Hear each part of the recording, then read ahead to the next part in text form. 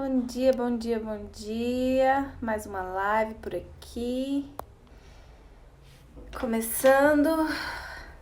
Bom dia, sejam bem-vindas, sejam bem-vindos.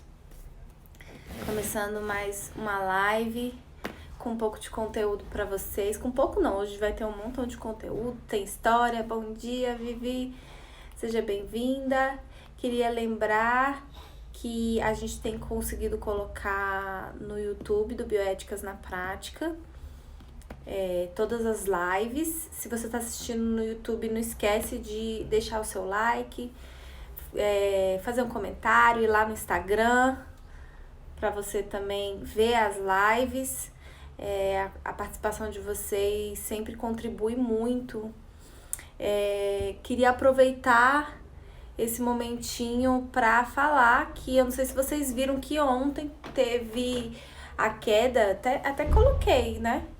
Ontem teve a queda do veto presidencial que tinha tido, né, na lei de telemedicina, que até teve algumas confusões que foram traçadas por causa desse veto, como se tivesse caído algumas normativas, mas a verdade é que não, gente. O que permanece esses vetos que eram relacionados, em relação à autoridade do CFM para trazer essas normativas de telemedicina, foram os vetos que caíram, né? Um era falando sobre a autoridade do CFM e a segunda parte era falando sobre as prescrições digitais e como que deveria funcionar essas prescrições. E aí, o fato de ter tido esse veto, algumas pessoas se confundiram achando que então não poderia ser mais assim, mas não funciona assim revogação de norma, né? A gente tem que lembrar como que funciona. A revogação de uma norma, ou você tem que tratar expressamente dessa questão, ou ela tem que ser contrária a algo anterior. Um veto por si só não significa nada.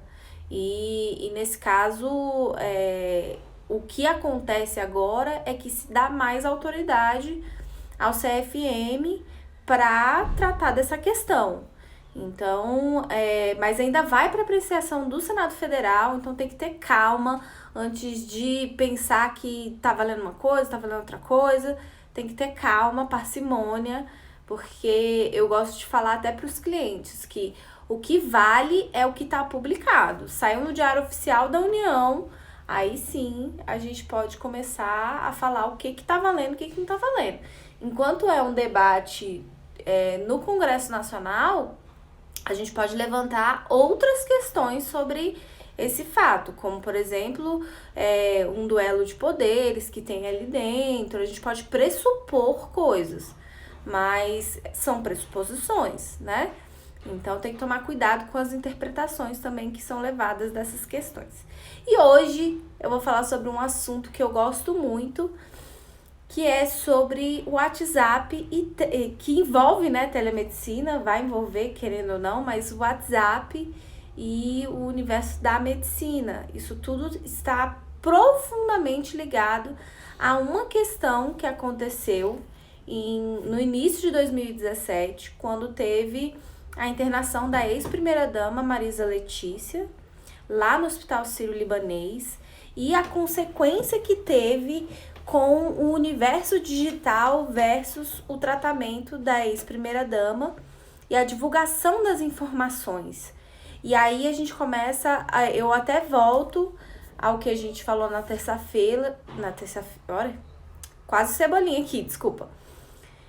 Eu volto ao que a gente começou a comentar na terça-feira sobre essa proximidade e a importância que tem do sigilo das profissões médicas, das profissões da saúde, né? Então, o sigilo que existe dentro do universo da saúde, que é obrigatório, e, por outro lado, o balanceamento, né? O equilíbrio e a harmonia entre a confidencialidade e o direito à informação. A gente tem dois contrapontos fundamentais. E é muito delicada essa questão. Se a gente começa a envolver menores de idade, mais ainda, pessoas incapazes também, é um debate que ele é fundamental de ser feito. E ele vai envolver não apenas as normativas, eu gosto muito dessa parte de comunicação, porque ela não vai envolver apenas os documentos. Eu acho que tem uma essência muito importante aí do que é realmente a prática do biodireito. É o fato de a gente realmente não apenas trabalhar com os contratos e os termos que são essenciais, mas com o fluxo da informação e como lidar com essas informações dentro de um estabelecimento, né? E a importância na terça-feira que eu conversei com vocês, eu trouxe o caso de uma secretária que passou uma informação divulgando o tratamento da paciente e que a paciente depois ficou muito brava, enfim, pediu realmente explicações por causa da divulgação do tratamento que ela estava fazendo. E a importância que tem de vocês começarem a enxergar também qual é o estabelecimento que vocês estão trabalhando e qual é a especialidade que vocês estão trabalhando e como que é sensível às situações que envolvem ali. Então, por exemplo, reprodução assistida é muito sensível, a parte também de doenças contagiosas, infecciosas, também são áreas muito sensíveis. A parte de oncologia também é muito sensível. Então é importante vocês enxergarem como vai funcionar o fluxo da comunicação dentro desses ambientes, para que não se tenha, para que não seja aberto o sigilo dessas questões. E aí, nesse caso da ex-primeira-dama Marisa Letícia, o fato de ser ela, então o fato de ser uma pessoa célebre, no sentido de celebridade de uma pessoa conhecida, né? O fato de ser ela já é algo que faz com que os veículos de mídia eles estejam mais atentos. Então, vocês provavelmente vão passar por essas situações de terem pessoas que são mais conhecidas e que têm uma curiosidade maior do público. E nesse caso, algo muito interessante aconteceu, porque a gente está falando do início de 2017, então também nem tem tanto tempo assim, né? A gente está falando de uma coisa que aconteceu há 3 anos atrás. E o que aconteceu foi que quando ela foi admitida no Hospital Sírio-Libanês, a informação do que tinha acontecido com ela, que era, até anotei para não falar errado, né? Porque falar errado também não ajuda. Que ela tinha tido um acidente vascular cerebral, isquemia cerebral, e hemorrágico de nível 4 na escala Fisher, que é um dos mais graves. E eu não sei se aconteceu com vocês, mas como eu e a Thaís, a gente já tava muito envolvida, eu queria até saber, né, se aconteceu com vocês. Como a gente já estava muito envolvida nessa questão, eu recebi o exame e a informação muito rapidamente do que tinha acontecido. Pelo fato de a gente participar de alguns grupos médicos, até do CRM, do CFM e tal, todo mundo recebeu essa informação, mesmo quem não queria saber dessa informação. E rapidamente, as pessoas começaram a comentar muito nos grupos de WhatsApp. Nem vou entrar no que foi comentado, porque eu acho que nem vale a pena a gente se debruçar aos comentários que tiveram. Mas o fato é que foram comentários, enfim, um tanto quanto, vamos dizer, imprudentes. E as pessoas começaram, e a informação foi divulgada de uma forma muito rápida. Primeiro, a informação do que tinha acontecido com ela, então, e o diagnóstico específico dela, então, uma violação absurda do sigilo, né, profissional, e depois... aí as coisas foram, sempre uma bola de neve, né? As coisas vão se acumulando. Então teve a divulgação nos grupos de WhatsApp, e aí é específico mesmo, né? Ao WhatsApp, porque foi aonde a informação foi mais divulgada e de forma mais rápida.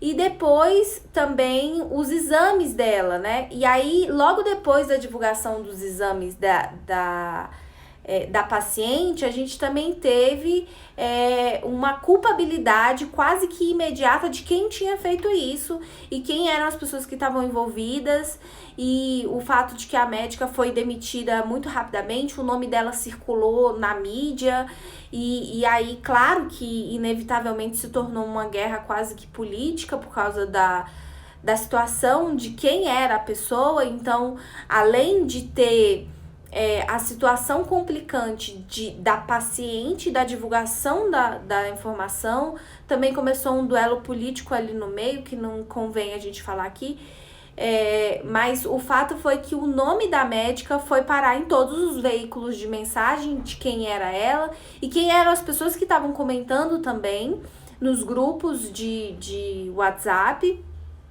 E aí, dessa confusão toda, do excesso de divulgação de imagem, além da médica ter sido demitida logo depois pelo Sírio-Libanês, foi praticamente no mesmo dia que ela foi demitida, foi no dia seguinte, se não me engano, a situação toda. A gente teve duas consequências fundamentais dessa situação. A primeira delas foi o parecer do Conselho Federal de Medicina, tratando sobre essas questões sobre comunicação em aplicativos de mensagem. E é interessante que no parecer 14 de 2017, eu até já compartilhei essa norma lá na comunidade do Biodireito, quando eu falei com vocês sobre as normativas que envolvem a telemedicina. Então, essa foi uma das normas que eu compartilhei, mas hoje eu vou levar lá para vocês de novo, porque eu vou falar da norma em si, né, do conteúdo da norma, que tem essa diferença. Então, logo depois do que aconteceu, que foi em fevereiro de 2017, em abril de 2017, a gente teve a norma do CFM falando sobre o WhatsApp, foi específico, e outros aplicativos de mensagem. E se era possível a comunicação dentro desse novo universo digital, algo que já era real, entendeu? Já acontecia. Vocês sabem, né, que eu tenho um irmão médico e ele me fala que é muito comum eles se consultarem entre si por esses aplicativos, até para tirar dúvidas sobre a possibilidade de encontrar um diagnóstico, sobre tudo que envolve aquele paciente dele com outro colega. É muito comum eles tirarem dúvidas.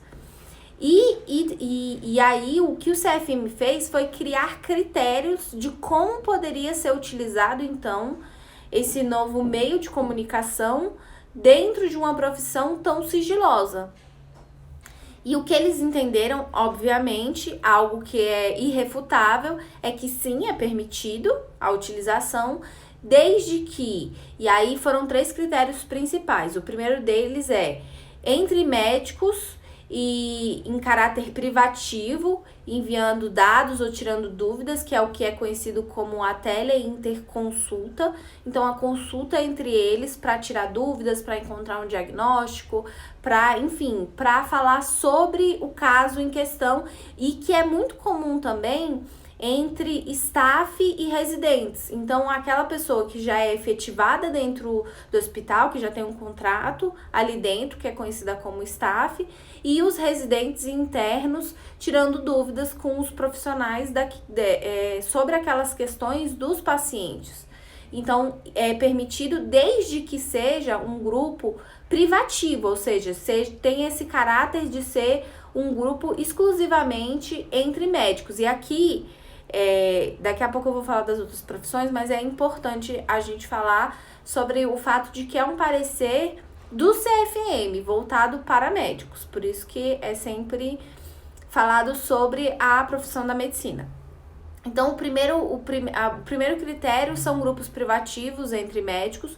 O segundo são também grupos fechados de especialistas do corpo clínico e da instituição ou a cátedra. Então, dentro desse mundo também que existe da medicina, de você ter um hospital universitário e, enfim, como que funciona ali dentro, você ter grupos exclusivamente de médicos, e é proibido circular em grupos recreativos, ou seja, é o grupo da turma da medicina, que inclusive... o diagnóstico da ex-primeira-dama, uma das principais alegações da médica é que ele estava circulando no grupo da turma que era composto somente por médicos. E aí o CFM, quando ele foi fazer os critérios sobre a divulgação das informações, eles deixaram bem claro que a informação ela só pode circular dentro de um contexto específico, que é o contexto de você discutir o caso, desde que não fique claro qual é esse caso, e dentro de grupos educativos, então envolvendo cátedra. Se for um grupo ainda que composto só por médicos, mas for recreativo, então não pode circular aquelas informações de caráter sigiloso. Só que é muito complicado essas questões no mundo real, porque no mundo ideal isso é muito claro, né? Como que isso vai funcionar. Só que as pessoas, elas não são mini robozinhos. Então é muito complicado a gente falar que isso vai funcionar de uma forma tão clara, principalmente quando a gente fala sobre essa ideia de grupos recreativos, porque qual é o grande complicante que envolve tudo isso? É o fato de que, às vezes, aquele grupo é composto só de residentes e da staff, mas aí eles combinam de ir no happy hour. Isso se tornou um grupo recreativo? Eu vou ter que criar um segundo grupo para falar sobre essas informações? Como que isso vai funcionar? Porque na prática as coisas elas não são tão rígidas, né? É muito complicado de você trazer uma rigidez em relação a isso. E aí essa questão ela envolve vários pontos que são fundamentais. E aí agora, no meio desse balaio de gato, entrou a telemedicina, que complica essas questões, porque a gente tem que lembrar que esse parecer, ele é de 2017, e a telemedicina ela está sendo praticada em 2020 numa situação muito peculiar. Então, é muito complicado a gente colocar esse ponto. E aí eu acho importante também, algo que foi divulgado, é que a médica ela entrou contra o sírio-libanês, alegando diversas questões, inclusive trazendo um calhamaço de provas, aparentemente, porque o processo é sigiloso, ok? Então, inclusive, isso é algo que a gente sempre fala para vocês, peçam sigilo sempre que possível quando vocês vão atuar dentro dessa área, e é um processo trabalhista em que ela quer reverter, em que ela buscou reverter a justa causa do hospital relacionada à demissão dela. E o que foi alegado pela médica, porque alguns veículos de informação tiveram acesso à sentença da juíza, né? A decisão da juíza, foi claro que algumas pessoas sempre têm acesso a essas informações.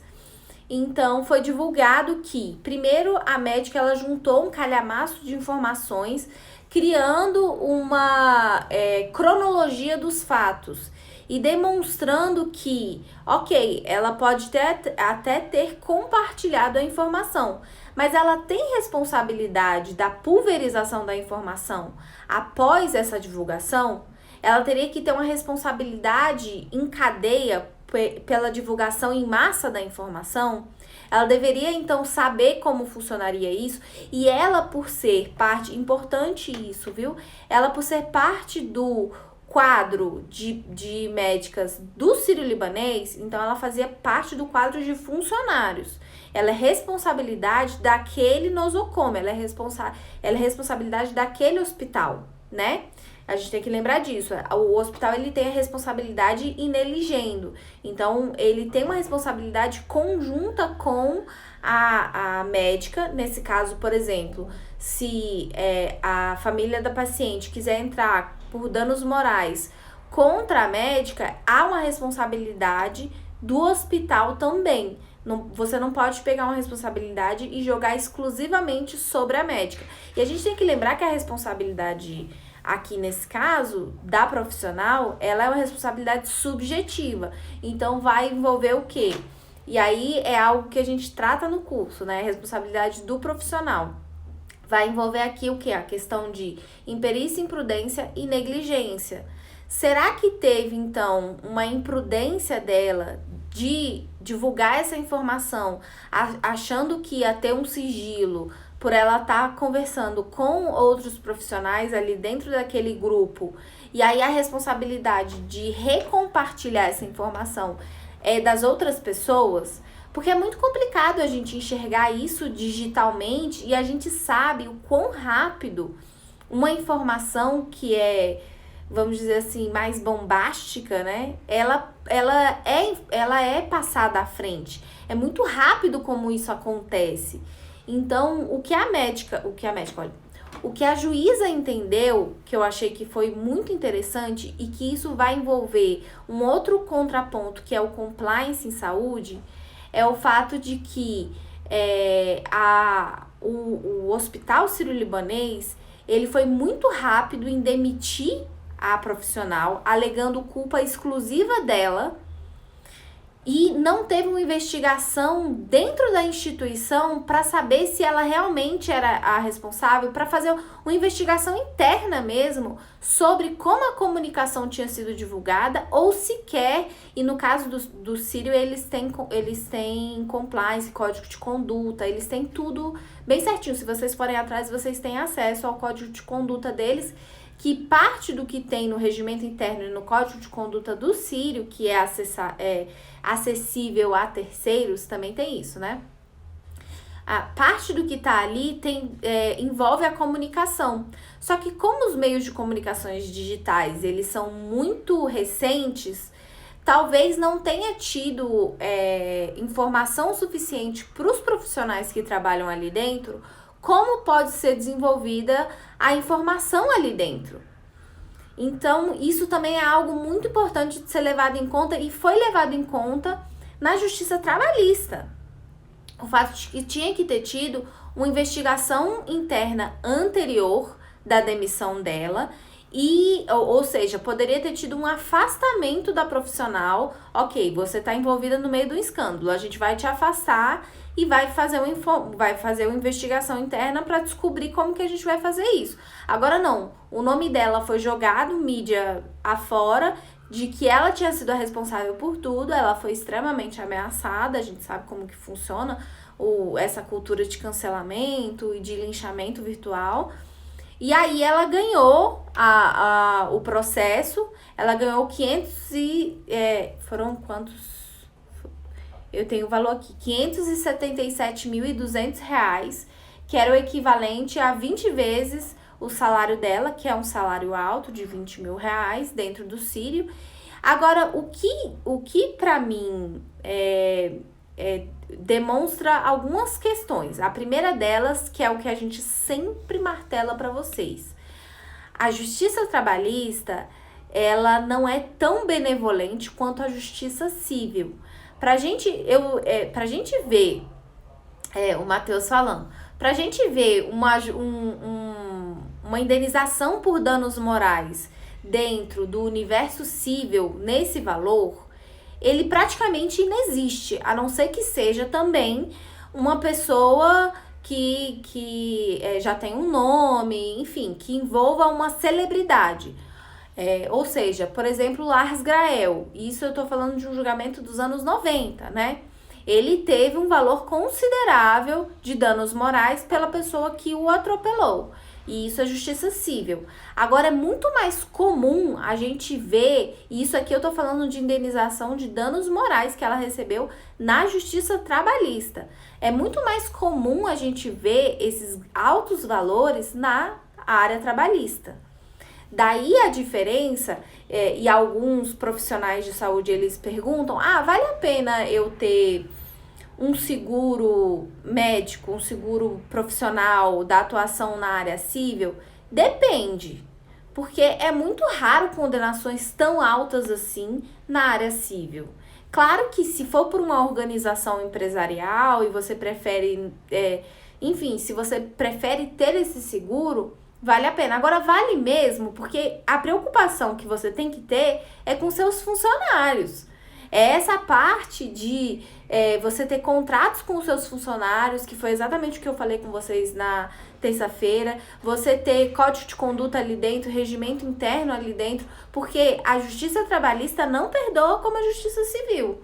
A gente está falando de uma condenação de 500 mil reais. Claro que dentro do universo que tudo envolvia, tem muita lógica. Agora, o Matheus falou, né? Uma bagatela. Mas isso, gente, é a carreira da profissional. A gente tem que lembrar que a carreira dela, com certeza, até hoje, 3 anos depois, está profundamente abalada. E era uma reumatologista de um grande hospital, ela chegou ali, ela estava ainda no início da atuação dela, né? Então ela ainda tinha um grande caminho a percorrer dentro de um hospital, ou seja, você conseguiu passar na prova do Sírio-Libanês, você conseguiu chegar naquela ponte ali, e aí você é demitida, seu nome é envolvido no escândalo, a sua carreira com certeza, no mínimo, tem que ter uma... tem que ser muito bem trabalhado o seu retorno ao trabalho, o que vai envolver aí arrumar a imagem, enfim, né? Então, é muito complicado a gente falar também como que tudo isso funcionou, e isso foi um ensinamento muito grande sobre comunicação, sigilo, envolvendo todas essas questões. E além do parecer, aí então a gente teve esse parecer em 2017, agora a gente tem a lei da telemedicina e a portaria da telemedicina e uma prática real sobre a telemedicina atualmente no momento de pandemia, que é muito diferente, porque quando veio a resolução em 2018, aquela resolução que foi revogada logo depois da tele, eles traziam um paralelo com esse parecer, tinha um pequeno paralelo, só que aí no meio disso tudo, pandemia, então a gente tem que resolver como que isso vai funcionar. E a consulta por aplicativo de mensagem, nesse caso vai envolver o WhatsApp, ela é permitida. Só que você tem que tomar todos os cuidados de como essas informações vão ser passadas. E aí é algo que eu sempre falo para os profissionais, porque há uma empolgação muito grande de você conseguir resolver as questões dos seus pacientes por mensagem. Mas é muito complicado você fazer diagnóstico, uma coisa é você dar um conselho, a pessoa tá perguntando de uma pomada e você fala, olha, a pomada é essa mesmo, de acordo com a sua prescrição. Outra coisa é você dar uma prescrição sem sequer ver o paciente por videoconferência. Então eu sempre falo, não é que não é permitido a teleconsulta exclusivamente por mensagem, mas é muito complicado e expõe muito o profissional a riscos nesse caso. E a meu ver, e aí é algo que a gente começa a perceber atuando dentro da área da saúde, é que, a meu ver, quando a gente fala sobre as normativas que saem do CFM, elas acabam tendo uma reverberação sobre todas as outras áreas da saúde. Ainda que não tenham normativas específicas sobre o caso, mas há uma reverberação dentro das outras profissões, porque o CFM ele tem muita força como instituição e como conselho de classe sobre as outras profissões também. E aí eu posso falar isso com tranquilidade, porque a gente sabe que existe uma hierarquização, infelizmente já está sendo muito mais quebrada, mas existe uma hierarquização das profissões de saúde. E isso tem um impacto também sobre as normativas, a forma de agir e tudo que envolve as questões normativas sobre essas outras profissões. Então, às vezes, a gente se espelha muito na profissão médica porque ela tem reverberação sobre as outras profissões. Isso daí é indubitável. Então, é como se fosse um ponto de partida para a gente saber também como agir. Por exemplo, não tem nenhuma normativa sobre aplicativos de mensagem entre enfermeiros. É ideal utilizar os mesmos critérios do parecer do CFM. Ou seja, vai ser um grupo que vai envolver somente profissionais, que é exclusivo, que não pode ser recreativo. Então, a forma de comunicação vai ser traçada dessa maneira aí dentro. Era isso que eu queria trazer para vocês. Bom dia a todos. Hoje foi uma conversa um pouquinho, que a gente pode dizer um pouquinho mais curta. Apesar que não foi não, né? A gente já tá aqui. Opa, voltei. A gente já tá aqui há uma boa meia hora conversando, né? Então, é isso. Tenha uma ótima quinta-feira e amanhã tem mais live para vocês, ok? É isso, eu vou trazer mais essas informações e todas as decisões lá na comunidade do Biodireito. Então, se vocês não fazem parte da comunidade, entra lá. E é isso, pessoal. Tchau, tchau. Chegou no fim, Aline, mas não deixa de ir, não deixa de ir lá na comunidade que eu vou falar mais sobre essas questões e amanhã tem mais live. Um beijo, uma ótima quinta-feira para vocês e um bom trabalho.